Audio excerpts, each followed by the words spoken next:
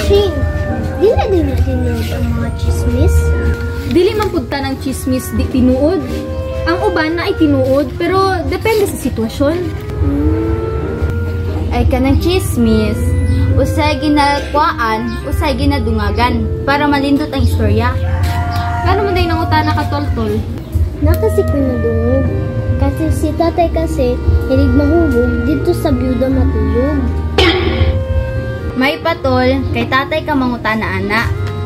Kung tinuod ba na? Wala ko si tatay, be.